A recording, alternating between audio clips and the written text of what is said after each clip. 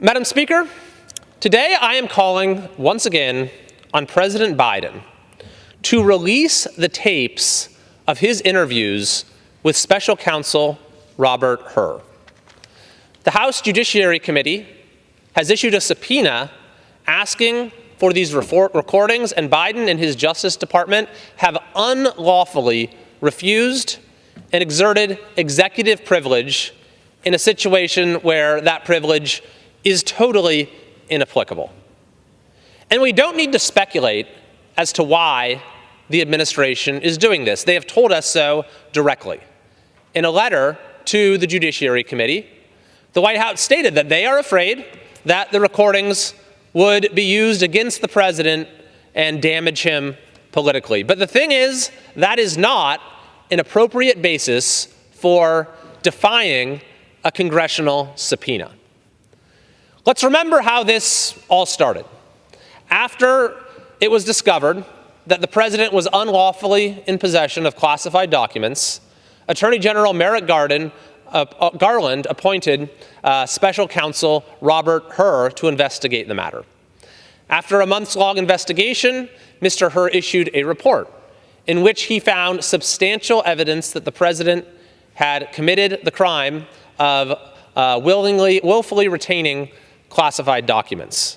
And his purpose for doing so was to assist him in writing a book that he sold for personal profit.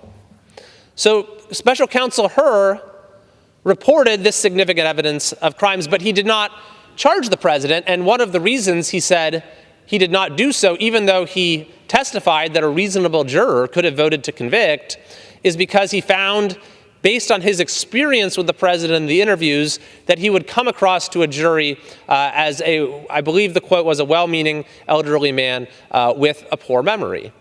So the Judiciary Committee has multiple legitimate grounds for getting access to the materials surrounding this investigation. This is a basic oversight function. This is how it works when it comes to the separation of powers and checks and balances. And the committee has clearly articulated the rationale for being entitled to the recordings. And yet the Justice Department refused to hand them over, and then on the very day that the Judiciary Committee convened to issue a contempt citation against the Attorney General for defying the subpoena, suddenly there was an assertion of executive privilege. However, there are several reasons that this is invalid. Number one is that the privilege has been waived if there ever was a privilege.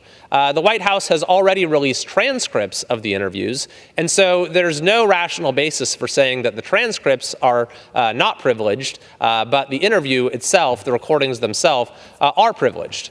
Secondly, the administration has now presented contradictory arguments for withholding the recordings. At first, they said, well, we're not going to give them to you because we already gave you the transcripts, and that's cumulative, meaning they're the same thing. But now the administration is arguing that they're so different that one is privileged and the other is not. The main basis that they've given for withholding the recordings is that this will somehow discourage witnesses in future investigations from cooperating with the investigation. But this argument has no merit whatsoever.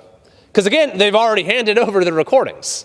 So whatever deterrent effect might exist, surely it would apply to the possible revelation of the interviews in printed form just as much as it would in oral form. That being said, we also need to remember that the president was not just a witness in this case, he was actually the target of the investigation. And so if we're really looking at what effect this will have on future investigations, it would only apply to that very narrow set of investigations where it's a president being investigated by his own administration. And apparently the argument that the president or attorney general are making is that in that future, very narrow circumstance, if the president knows that the transcript of his interviews will be released, he'll be okay sitting for the interview, but if he knows that the recording will be released, then he won't. Obviously, this makes no sense whatsoever. And the reason that the White House is just grasping for completely frivolous arguments is because they've actually already revealed their true motivation. They put it in print. They put it in writing. They said that they're afraid this will be used against the president politically. But that's not the way the rule of law works. And I find it offensive, as a member of the House, that the White House and the Attorney General have so little respect for the separation of powers and checks and balances and are willing to put politics before the rule of law. So today, I am once again calling upon the President and the Attorney General to follow the law, comply with the subpoena, and release those recordings to the public.